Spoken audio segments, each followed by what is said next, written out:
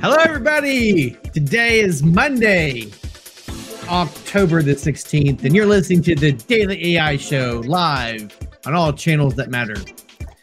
We got your faithful co-host, Jimmy, Beth, Robert, Andy, Carl, and Aaron, and we're going to dive into today's topic, which is bad AI. Naughty AI. You're so bad.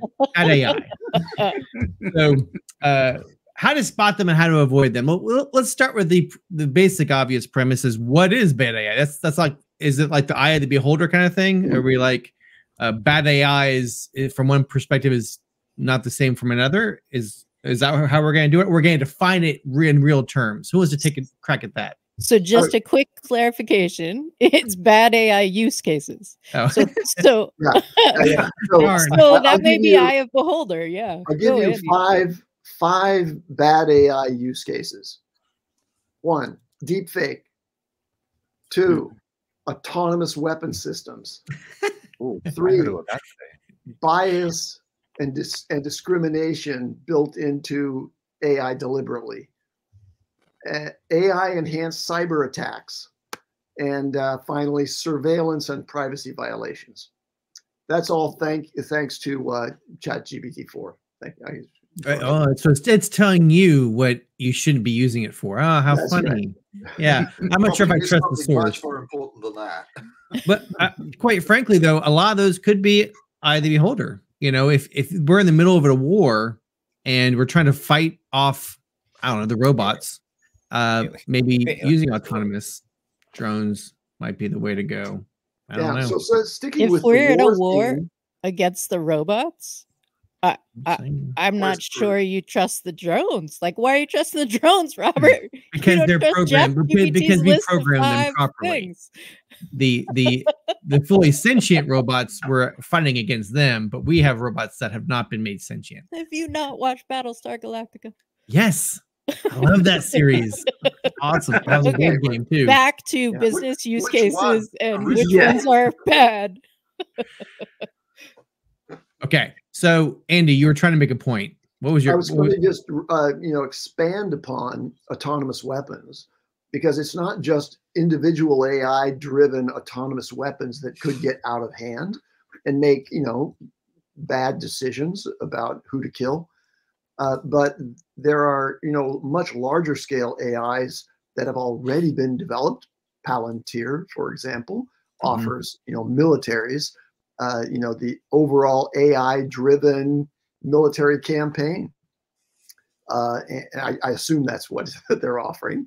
But, that's just an expansion of the idea of cyber warfare, which is a really bad, thing once in the hands of AI-enabled systems. So it's not as simple as just a drone that might go off. It's coordination of a whole bunch of different simultaneous attacks, by a very, very high-speed AI. Well, the thing is, you say that, I agree that those are all scary use cases. I'm worried that there's many bad players already trying to make that happen, like especially in the cyber attack world.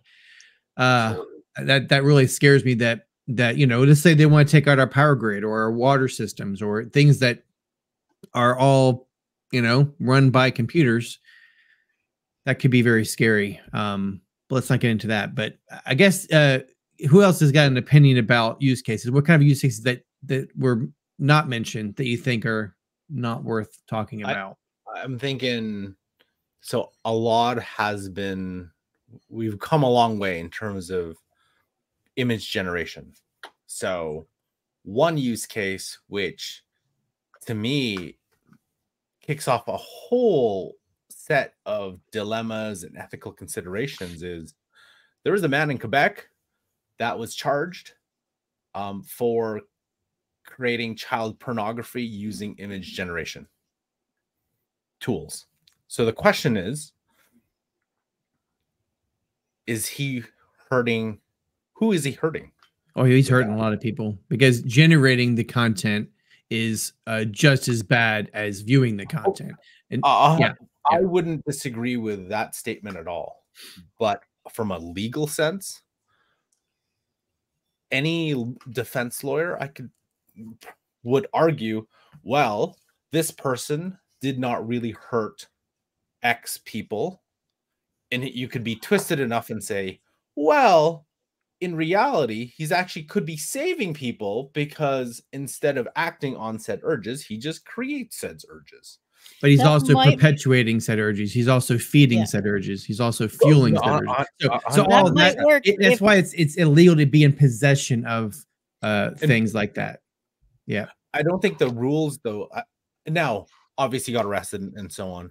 But I think like that is one case where I think the rules of society, our rules of the land have not caught up yet. Because that's just one use case. I'm sure there's a lot of different use cases where the law is like, there's no law for that. So how are we? You can't apply the current law to certain situations. So it's and maybe let's take child pornography off, and maybe what about creating something that led to destruction or death? So does that mean? Because I think in our laws, like whoever created, whoever, like, you know, it's like the cause. It's been a while since like my legal classes, but like what? So who is responsible if you prompted? Was it you who prompted, led to, you know, a negative outcome? Does that? Yeah. So the way you're tiptoeing around is the same type of. Whenever we decide how copyright is going to be done is exactly the same methodology that courts will use to answer your question you're kind of posing. Because if you can own a copyright because you were the one that generated the prompt, that created the model, created the output that the model generated, if we can get to that point, then yeah, I think you can be liable for other things you did that were criminal in nature or seen as criminal or hurtful. So I don't know. We're not there yet. As you know, there's not laws to address that, but I think that's where I would want to go with this. This is where England has actually kind of already gone, is if you were the one that created the prompt, then they're wanting to go that you have the ability to claim that copyright of that output. I don't think it's actually formally been said yet, but that's the direction they were going months ago. Yeah, so I want to sort of move on a little bit from what Carl said, but same kind of thing, and talk more about deep fake like video. I mean, the guy who does that for a living nowadays. But I can see where that will be potentially a really bad thing for all people. So you could, you know, it doesn't matter who it is. You could have people. I mean, as an Australian looking at America, the political system there seems pretty horrifying to me. But it could get 10 or 100 times worse once the average person gets their hands on the ability to deep fake their politicians or even just normal people. You could have all sorts of horrible stuff happening. Whether it's an employee who sends a deep fake porn video to someone's boss or to someone's parents, or a politician who has something put out that he or she never said or did, or any of that kind of stuff. I think that's pretty bad, and I don't know how we're going to deal with that when it happens, because there will be people, if it hasn't already happened, who are trying to make stuff that you can't identify. You know, it's one thing for that already put happened. Something out and put some kind of some kind of ID thing in it that you can say, okay, well, that video came from HeyGen, but there'll be somebody out there who's already got something that you won't know that it's not real. So I think the two pieces that that sort of join in the middle of what we've talked about are it's a problem when AI when you have something that is autonomous, unsupervised, that has significant consequences, right? So like autonomous weapon systems that don't have a human in the loop. There is human error, but right now we're thinking that a human in the loop who can say, this is a problem. Something is malfunctioning here. That's an important piece. The other piece is the human on the other side. So are we susceptible to deep fakes? And the answer is yes. So I think the use case here is educating your business, educating the people that you do business with, educating your employees, educating your family, your community about what's possible. And it isn't so much about how to detect a fake, right? Like that's the wrong thing. We're still looking for the software to give us the answer so we don't have to think. Yeah. What we really want to do is think critically about what I'm seeing, right? So what is that? What is the angle that this is being shot from? Who benefits if this is true? Where can I find corroborating evidence? But the problem, I think, is it's less than that, because those are all true statements. But the problem is, once it's in the ether, once you've seen it, like that picture I just threw up there of Hitler shaking hands with Trump, obviously could not happen, right? But for some reason now it's in my brain, or all this stuff is fake of these protest, all these things that they were generating with Trump, with protesters and fights and stuff that was many months ago. Once you've seen it, now it's kind of like it's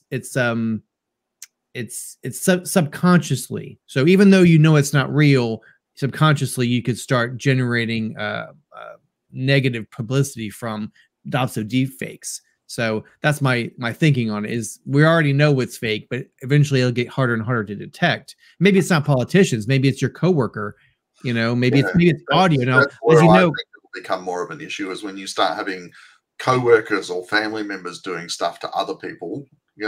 Politicians is one thing, but if your brother or your sister gets really aggro with you about something and creates something and posts it, I mean, some of those things are going to be really difficult to avoid the impact of it, even though it never happened. And you can't pull it back. Once people think it's real and they go, oh no, then they say it was fake, but it's damage is done. You can't pull it back, because then one person didn't hear the news article that found out that it was actually fake, and then that person still thinks it's real.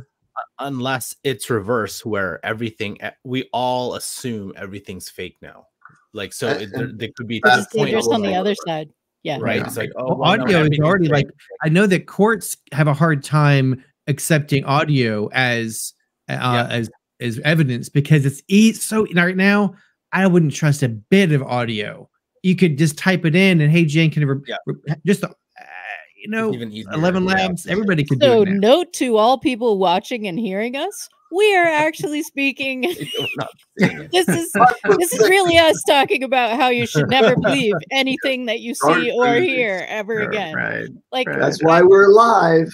Yeah, I can use my hand. Are we really live?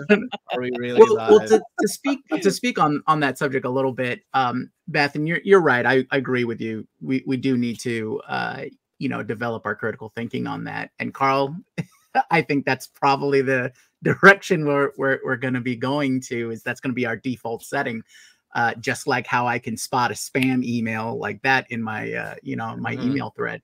But there are steps being taken, right? Adobe just announced or people are starting to talk about the coalition that they put together, or they're part of, to basically watermark images generated, so you can follow the history to help identify what that authenticity is for the images. And there's other groups like the Universal Google thing, where they say their intention is to help collate or monitor those fake songs as well, or fake music.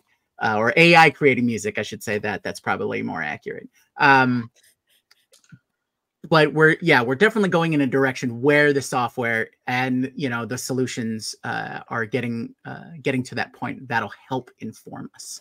Is it something that we should rely on as like a crutch? No, we should definitely rely on our own critical thinking.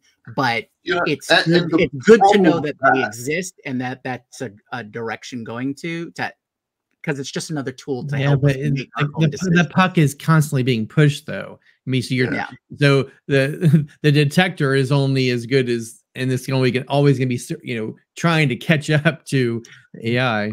Well, it's true. It's true, and it's a constant struggle. This is not hey, we're going to find this is the ultimate solution and it'll fix it all. No, anything with technology, it's always trying to one up the next thing, right? That's how. Make sure you convince politicians of that too, because they seem to think that they can easily create a law or a policy or whatever to basically, because that's the bigger problem. These interviewing Mark Zuckerberg saying, "How do you use Facebook make money?" We sell ads, Senator. That's still classic 5 or 10 years later. So, and my concern with the critical thinking thing is we went through COVID and a percentage of the world lost their mind. Their critical thinking went out the ether and disappeared off to Uranus. So I don't really have a lot of hope that we're going to improve that facility in the world, if you know what I mean, unless something. Right. I'm going to resound with that whenever the word critical thinking comes up, I go, how do you get a mass population to be possessed of critical thinking? In the world of disinformation and deepfakes, it's virtually impossible. And we've been a witness to that to a large degree in the evolution of our political discourse. Yeah, well, people are smart. I think it really comes down to that might require a generational change. Yeah, you're right. I need to point out right now that I think Carl and Junmi are our youngest people on this panel. We've talked about children growing up in a world where AI has always existed. So their expectation that something on video is true or something that they hear is true will not be the same as ours, right? And fortunately, unfortunately, the people represented on this panel are the people who are have the most power in the world. So if our critical thinking is impaired, and holy crap, it is, then we have an outsized power to affect something because of where we're not questioning or we're not quite prepared to like make all of the connections of what's possible now. And how do I know that that's true, even though it's somebody that I trust, right?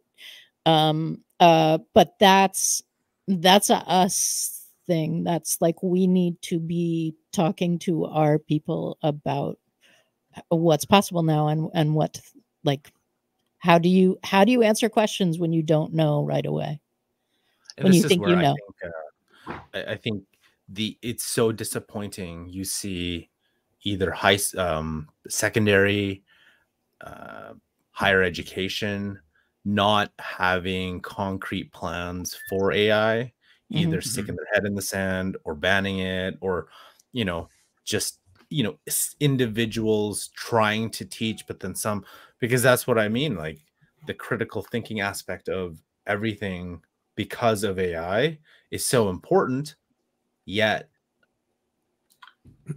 it's not happening in the one where the crucial places to teach critical thinking are.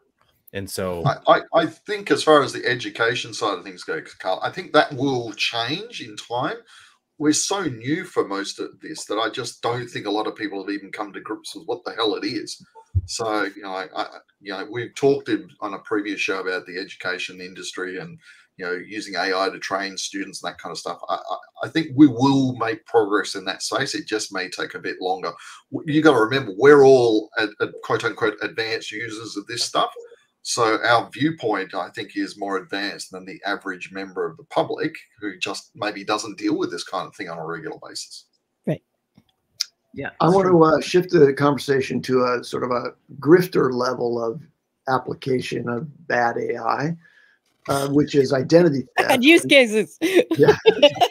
So identity theft has been in the press before, new telephone scams to elderly where, they just figure out, okay, here's a video online that I can take of the son of this person. And then I clone the voice and in real time, they're speaking to the person. So it feels like a live conversation, but voice manipulation is changing them to be perceptibly someone that they trust. And that's going to be used in sort of petty theft and or grand theft on a wide scale by the criminal element. Right. And I think these are good examples of illegal use cases. I'd like to shift it, and if I could, and if you all want to piggyback on Andy, then go ahead. But I'd like to shift to just improper business use cases, like what things you shouldn't do with it. Like, for example, math. Like, I'm not going to ask it for 2 + 2 because it's not likely going to be right if I use GPT. So what other bad AI use cases do you see in business that you just shouldn't be using it for? Like, I mean, we use it for ideation. It's a brilliant at that. We try to use it for emotional intelligence and a companionship, which is character AI and Pi.ai. So those are things that people are using for. But those are kind of the lion's share. But what shouldn't we be using it for that are bad AI use cases? Productivity and activity monitoring in the workspace. Say that one more time. Productivity and what? Activity monitoring and productivity evaluation in the workplace. Well, wow. Okay, so we have a big tool right now at WSI that we're using that does exactly that. We analyze salespeople, and we determine based on our framework of what we've determined and their call logs, transcripts, if they're hitting all the buttons. So why do you think that's a bad use case? I think it changes the motivational structure of a workspace and makes it kind of an oppressive environment. That's a personal opinion. I kind of come from the standpoint of somebody who is highly motivated himself. So I don't feel like I need to be surveilled and have metric application of AI to my performance. But I can see where it would be applicable, and you're probably using it at WSI in a way that assists management and also the employees in understanding how they compare to others. Yeah. I mean, it's easy to see it from one side of the fence, but then what you just did to me is like, hell no, you better not be doing that to me. Because I know what I'm doing. I'm motivated. Do not be logging my calls and tell me how I'm not doing things because you don't know what you're talking about. It's like, if you flip it, I'm a big opponent of it. if I'm working about, newer employees, trying to onboard them and train them, and that's kind of where we're using it, is like, not the seasoned sales professionals. Right. Well, and you also have to take into effect that having somebody watching over your shoulder, surveilling you, is a stress. Right. That's just added stress, which causes you to lose your focus. So I don't think in those situations I agree with Ann. We don't want to add that added stress and make people like incredibly uncomfortable just trying to do their jobs. Yeah, but this call might be recorded for quality assurance purposes. You hear that all the time. So every customer service person is recorded at call centers. So they already have that as an expectation. So I suspect the expectation, I don't necessarily agree that they should be doing that as well. Or maybe, maybe a random sampling kind of thing to help that out. But let me ask you all those this. kinds of things are added stressors to daily life for people. How stressful would it be if you learned well after the fact that all of your emails were being scored and that you have a grade as far as your business communications inside the company, and that affects your progress in career? I'd fail 100% because I'd be like, I put a lot of WTFs. Like, I sent a lot of WTFs, a lot of like, you gotta be kidding me emails. Like, I got a lot of like passive aggressive emails. Like, we're talking like, like if I ever got in, like, Carl, it sounds like you can benefit from an AI checking out and maybe helping you get better at your correspondence. Hey, but this is actually a great example. If you're going to have AI evaluate productivity and value in the workplace, make sure that it's actually effective, right? I mean, the reason Carl still has a job after those emails is because he's super productive, right? I mean, they have him doing everything that involves AI, as far as I can tell. So I'm going to throw something. Sorry, so I just want to say that like in trusting AI, right? Like AI said it, and therefore, so we're just looking for you to keep tab on things and say what, give people hints on what's more productive. That's not necessary. Like, you have to measure that shit. Did it work? Was there a cost of the stress of people knowing that they're being listened to? Did it take 10 times longer to write an email because they're all being scored now? Right? Like, or do they all just say, hey, I hope this finds you well? Right? Because now everyone's just going to go, nope, I'm just going to go with what AI wrote. Wow.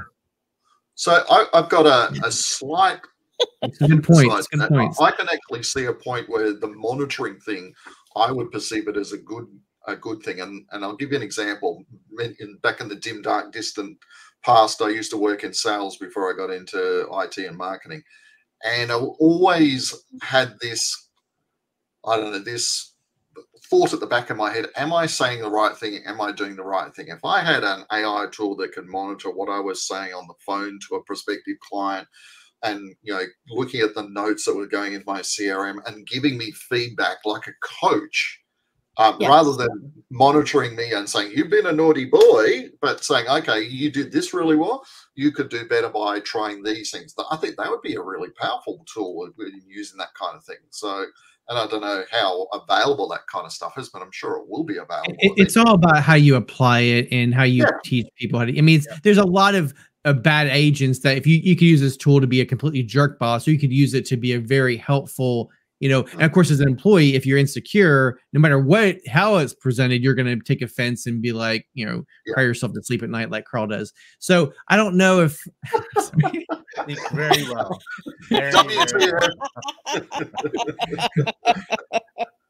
So let's continue the thought process. Is there any other? I mean, Andy, you almost flipped me. You almost flipped me with this whole conversation. Almost, but you're still wrong. Bad AI use cases for business. Is there other things that we shouldn't be using it for that people are just leaping at it and saying this is what I should do? I think for me the obvious one is the issues we still have with hallucination. And I'm not saying don't use AI. I'm just saying that we need to be cautious about how we use it so that we don't start putting hallucinations into critical areas that are important. It's one thing to write a blog post in ChatGPT and have a few facts that are not correct, but it's another thing if you're making a critical business decision about it. So I think you need more. Well, that goes back to AI. The AI exchanges mantra, human in the loop. And if it's done, then you can do that. So Carl, what were you going to say? Recruitment. How so? And the reason why is my wife Andrea was interviewing, because she has her podcast on HR, and she was interviewing an AI, like someone who's been working in ML and AI for close to a decade. And they were talking about what impacted that with HR, and her guest's point is specifically around recruitment. When you start programming how you recruit, you have to understand though, you're looking at it as if applicants are still doing the exact same thing. However, applicants are using AI to create their applications. So essentially it's going to become AI with AI. So there's no way to how do you balance that when an AI is trying to game another AI? When an AI, it's not really detecting, but it's like there's two competing forces, and it may not be as subjective to how essentially the role, what you're looking for the role, it might present you, when we're talking bad, it might present you just efficiently. You won't get the kind of quality candidates that you think you're going to get with AI, because it's AI with AI. So you're like, it could just waste more of your time, because you might just end up, I have to go through these myself, because the people that we're getting aren't necessary, and you won't know until you actually do the interview, right? So if you're going to trust AI and you're like, okay, well, these are the top 3 candidates, great, I'm going to interview them because we got AI, but you might have missed a whole bunch just because the AI filtered it in a way, because the other side, the optimizer, So it could employees optimize, or the potential candidates optimize their resumes and anything else. So so it's totally, it throws the whole system, the whole process completely off. And when we're talking bad, we're not talking bias or anything. It's just purely efficiency. You might hire the wrong, or you might interview the wrong people or the wrong candidates that you'll have to go back and interview again, and it just would lead to more time. And it would not to mention liability. I mean, you have liability if you decide to use the AI and be like, and that's where the word bias would be. Although I get cringy when I hear the word bias, but the models are trained a certain way, and if you be held liable if you actually respond to what their predominant whatever it is. So TLDR, because we're running late. Let's do the TLDR, everyone. So one thing, let's wrap it up for our audience. What's one thing that piece of advice for our audience how to spot a bad use case or make sure not to use AI in a bad way? Go. I think for me, it's probably, if you're going to implement it, it's probably about having conversations with people that it will impact. So particularly if it's staff, if you have some concerns about it, talk to your staff about it. You know, just be open and honest about it. Have a communication rather than just implement something and then find you made a mistake later on. I think communication, I guess, is the word. Mm-hmm.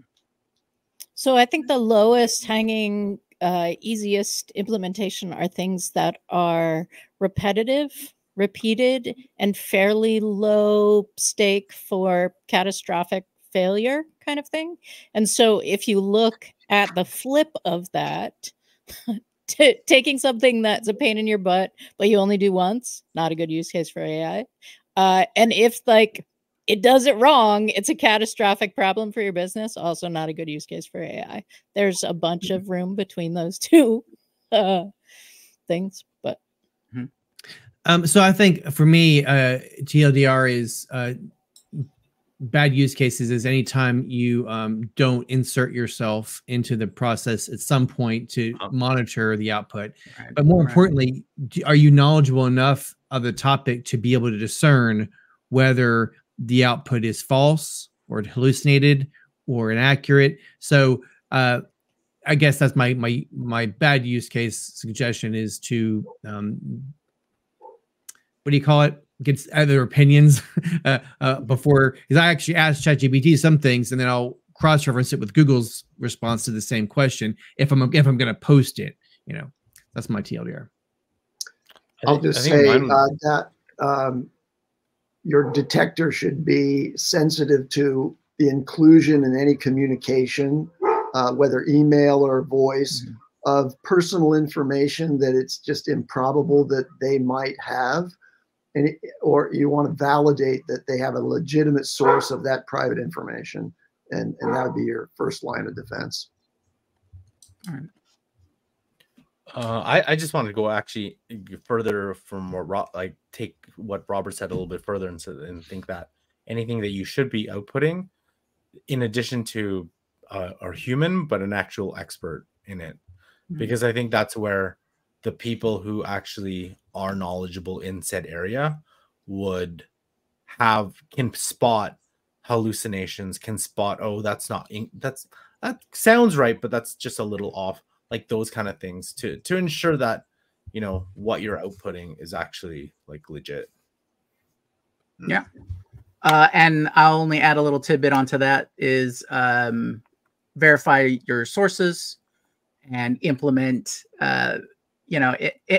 implement in things that into your process that aren't that affected by having to have different people involved. You don't want to enter into a slippery slope.